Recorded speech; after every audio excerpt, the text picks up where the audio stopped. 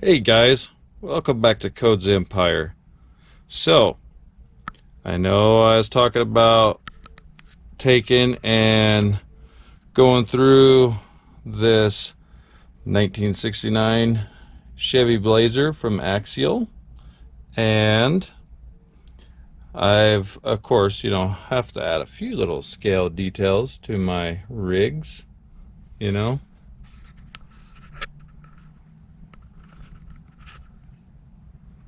couple little deals. But anyways, so I know I've got the front tires off. I've been doing a little work on the back here. Let's pop the top off here. I've put MIP drive shafts on this, front and rear, just in case anybody's curious as far as what kind of drive shafts. They are, here, let's show you. We'll get in on that. These are the number 8101 MIP C drive Spline CVD kit. They're the Axial AX10. So, anyways, these will work totally fine. These are not for the SCX10 2. At least that's not how they're sold. I just happen to have these laying around in the shop, and I thought, hey, I'm gonna see if these would fit, and guess what? They do. But what did I do with it? There it is. As far as the back goes,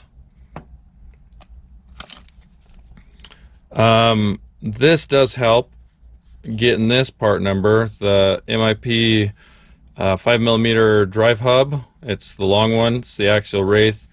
It's the number 11117, I think. Hopefully I didn't say too many ones, but anyways, I'll put that down in the description box down below. Let me get in on this so you can see. So basically, and hopefully, here, actually let's do this. I know my shop's kind of a bit of a mess. Haven't cleaned it up since everything's been vibrating off the walls and stuff. But anyways, you can see how much longer that is than the other side. Next to your little transmission / transfer case, whatever you want to call that little setup there. But it allows it to bring the drive line out a bit farther, so that way it doesn't rub on your spur gear cover. So therefore it works pretty slick. If you by chance don't have that and you just have the standard MIPs, and I'm sure they have the SCX10 2 MIPs too. I have no idea. I haven't even looked. So I just happen to have these laying around in the shop. But those, you could probably cut out your spur gear cover and make it work. But anyways, enough of that, because that's not what I'm talking about totally today. Even though throwing a little bit of upgrades, I know I said I wasn't going to upgrade it, but that's what I want to do with the drive lines. I'm going to insert a piece here right now talking about what I discovered on the rear with the pinion and some shims that you can do to help eliminate a problem that you might incur. So here's that video, that piece of the video for this. Well guys, you remember in my unboxing video I was talking about an interesting sound, and I thought when I put in the kind of just down below when I talked about that weird popping sound I was hearing. So anyways, I tore apart the rear diff and opened it up, and yeah, I've greased this up and stuff a little bit, but what I found that was interesting was the actual pinion gear was the culprit. Okay, get you some light in there. There you go.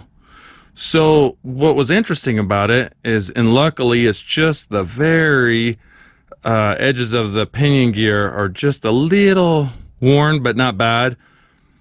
What it was, okay, and I'll show you here, because I was actually working on switching out the drive lines, getting rid of the stock ones, putting some MIPs on there, just so that way I could have something a little bit better on this. But what it was basically, let me see if I can show you, the pinion gear where the actual drive shaft attached to out here, when it would slide back and forth.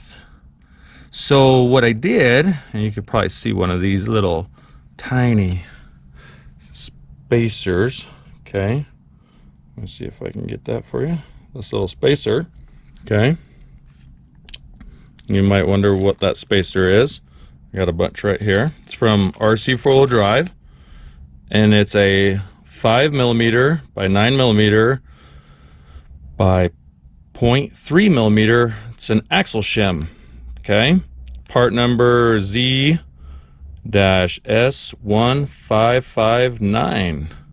So in case you're looking for some and you happen to come across that on your actual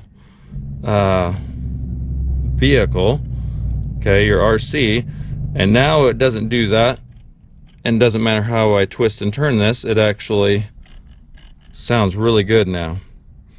So anyways, hopefully, and I'll kind of incorporate this because I'm in the process of waterproofing this and showing you guys all the different parts, and I just want to touch base on this particular piece and that noise. And it was basically because there was a lot of movement here, and it was allowing that pinion gear to go back and forth, and when it shifted in is when it wouldn't grab the actual ring gear, and that would cause your problem. So if you do run into that, you get those little Axial shims, and those will work real great on here. I actually got a few other rigs I've done that with in the past, run into that, and no more slop on that, so make it nice and tight. So anyways, back to our waterproofing. So now that you know how to fix that, if you've run into that issue, here is the rest of how to finish waterproofing this. Of course, you know, you can add a little extra grease in your axles, and that's pretty slick. We're going to open this up and see, is this servo really waterproof, or is it just water resistant? So let's get out our tools and get this opened up. Well guys, kind of like I suspected, and it doesn't even have O-rings or anything, so I'm actually more disappointed than I thought as far as, you know, this truck's claim to be waterproof. And maybe, you know, a lot of people won't drive their RCs deep in the water, at least up to where this is, you know, frame mounted or chassis mounted, okay? So it might not be an issue, might kind of mitigate the risk of you getting this wet. But the point is, this does not have any kind of conformal coating on the actual circuit boards, which that's what causes these to fry. So we're going to pull out the acrylic conformal coating. We'll pull this out and we will coat this on up, so that way you guys can see how to do it and get your servo waterproofed.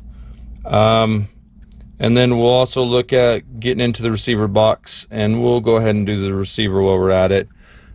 But as far as down inside the actual ESC, trying to give you a glimmer, because I can actually see, it looks like you can see a little bit of conformal coating kind of shining back at you.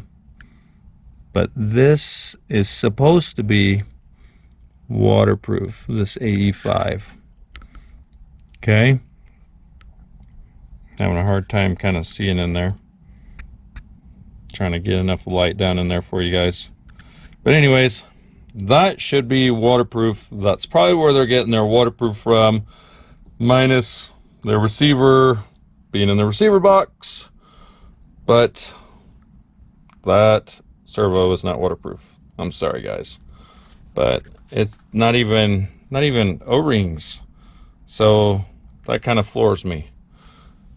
But whatever, let's get that waterproofed, and that way we can have some fun. So let's bust open the stuff. Hey guys, so hopefully this will help you out a little bit. I decided to leave this servo actually still installed into the truck, because the circuit board can be pulled out versus some of them where they're actually soldered to the actual little motor inside. Biggest thing is be careful. You don't want to break your wires, because otherwise you're going to be resoldering these things.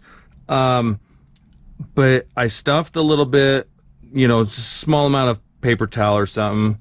These are just, you know, some blue shop towels. Okay, I stuffed a little bit down in here. The reason for that is because I don't want to drip any acrylic conformal coating, or even if you decide to use silicone conformal coating, whatever you might use, but your conformal coating, you don't want to get it on that potentiometer down below, because if you do, it will make your servo wig out and it won't be happy. Okay, so all we're gonna do is we got to coat two sides of this, and hopefully you guys will be able to see this all right. But you can see we got a bottom side with chips and stuff, and this top side with chips, and we're gonna coat them and let them dry in between a little bit, and this will waterproof it. Okay, I am a fan of using this stuff with this little applicator, because I can pinpoint exactly where I want it.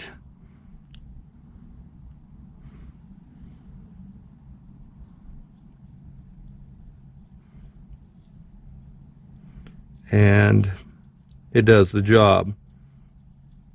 You want to get it on all these little chips.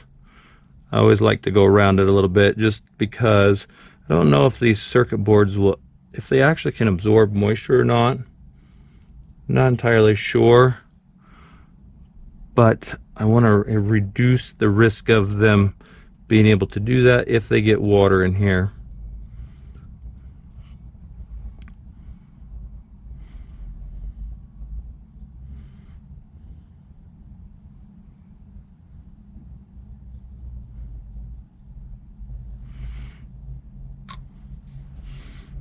Let's see if I can put a little extra light on here for you.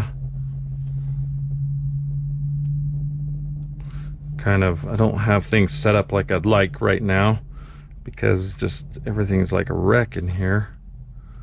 But anyways, hopefully you guys can kind of see that a little bit. You can see I'm coating that.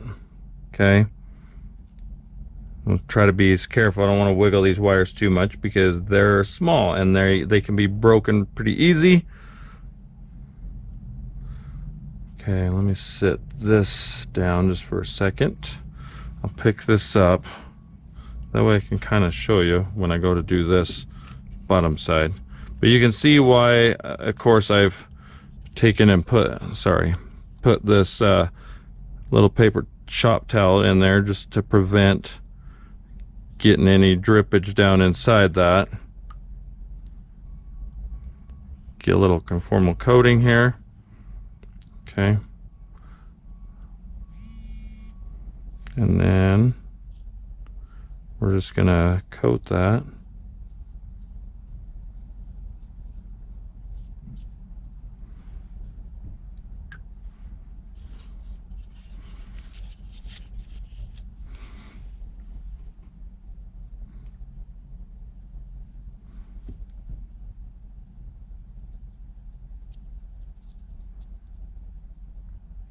Hopefully that's pretty visible for you guys.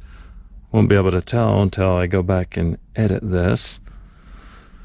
But just want to give you kind of an idea how this all works. And that's basically what I do with these, is I coat these chips, and that's how I waterproof them. And I'll do a couple coats on this, so that way it'll be good and coated, and then I won't have to worry about this having any issues. Seal that up so don't knock it off.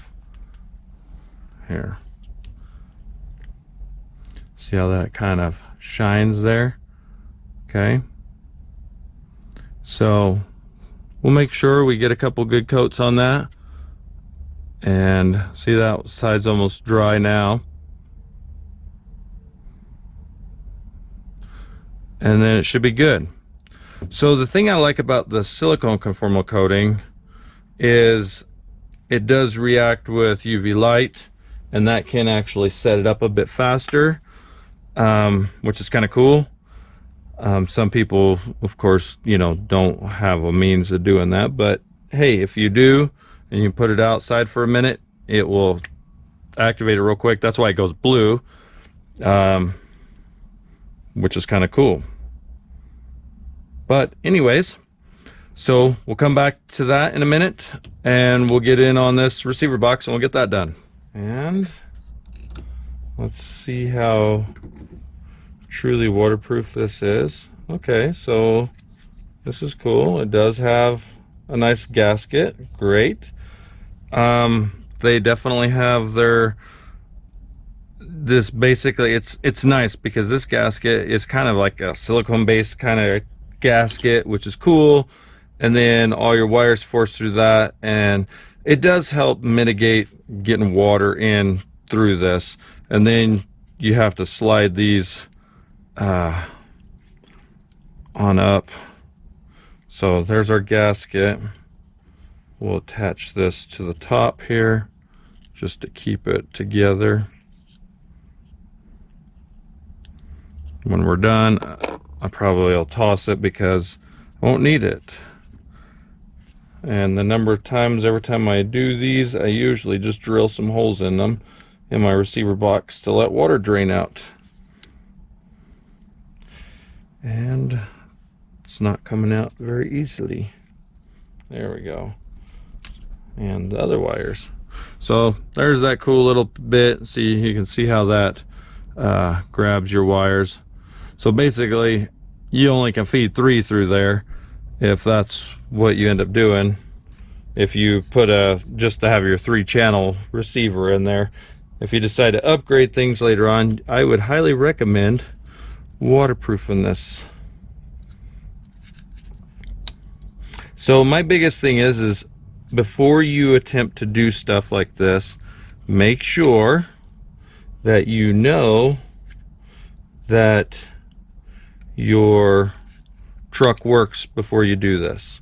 Because if it doesn't, it would suck to go through all this, do this, and then come to find out it doesn't work. So now we gotta pop that little bugger out of there.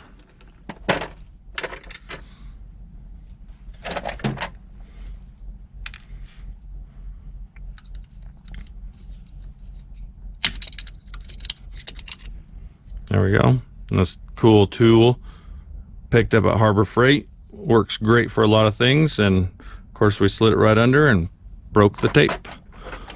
Sweet deal. So now we can waterproof our receiver. So this one just has little prongs.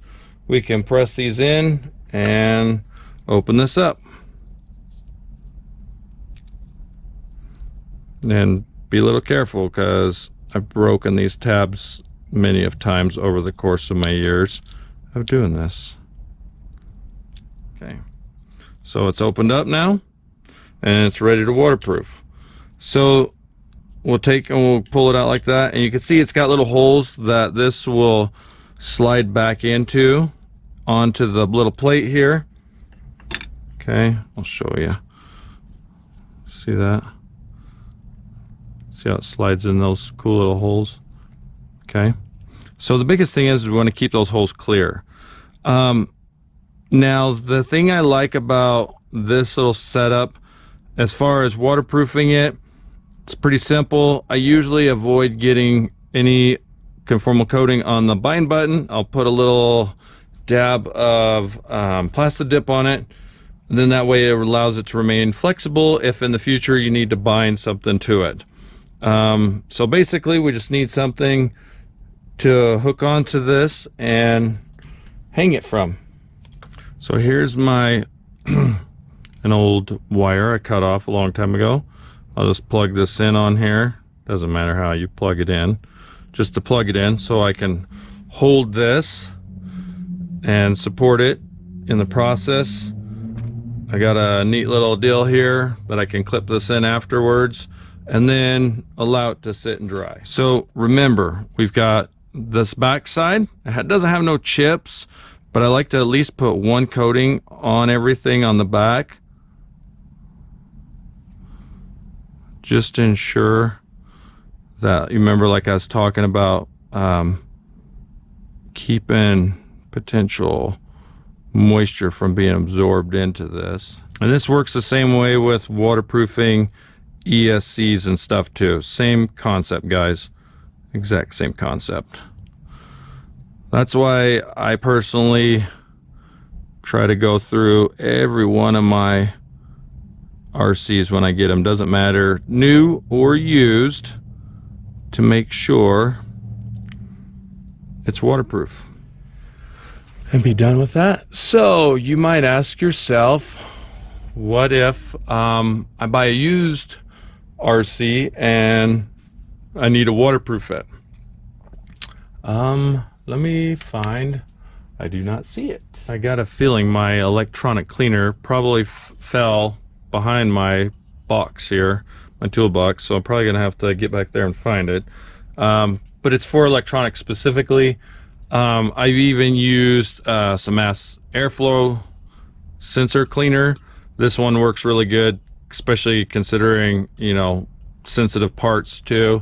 But yeah, the other one is an electronics cleaner basically.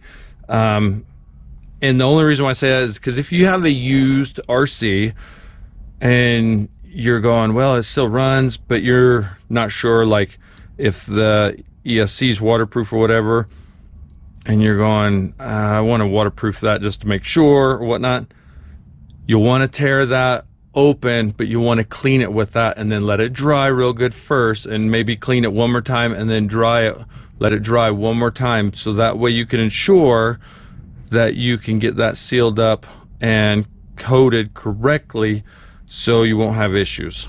That's what I do with used ones all the time when I get them. Works real good. But anyways, we'll let these dry for a minute and we'll come right back and put another coat.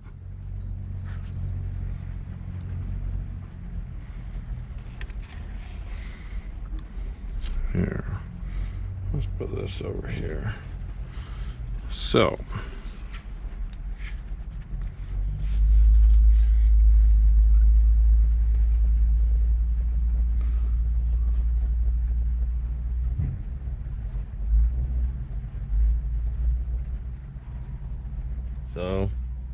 you know, but the great thing is, and I will definitely say this, which I did not talk about it in my unboxing video, but we did see it.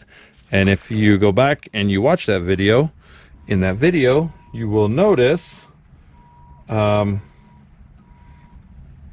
we pull the truck out, we are missing our wheel cap covers, okay, on the driver's side.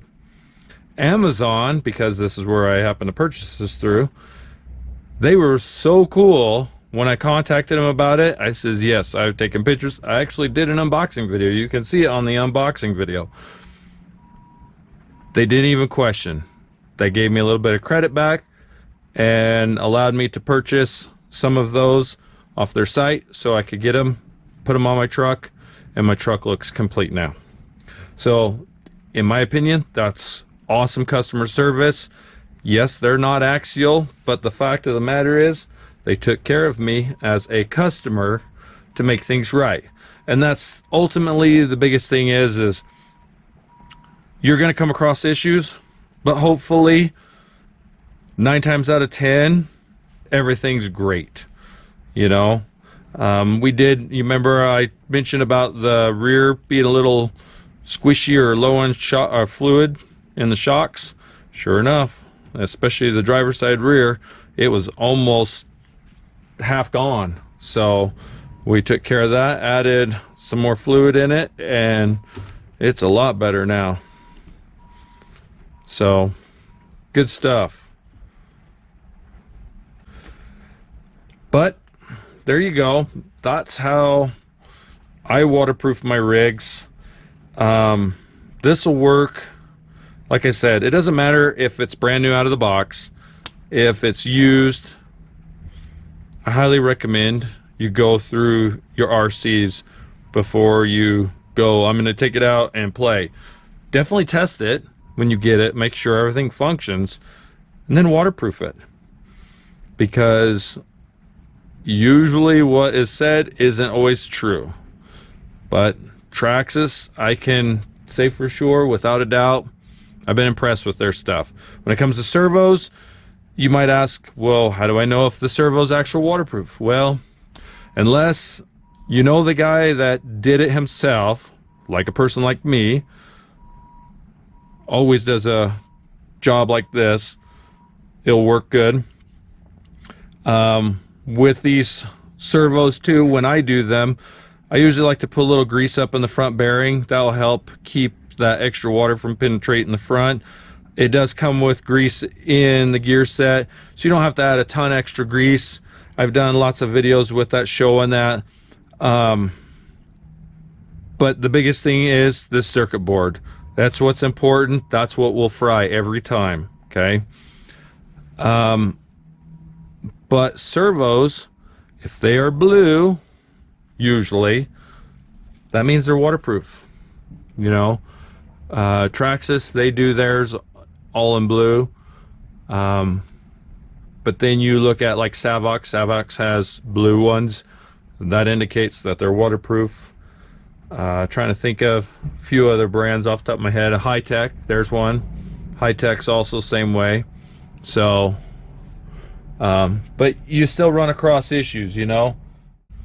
So that's how I waterproof my trucks. Hopefully that helps you guys out. I know this video is a little long, but I threw a lot of information in there. It's more than just waterproofing. It's maybe a few little things you might come across when you get a new truck or a used truck even. Add a little bit of grease in and around some of the bearings and the actual axles.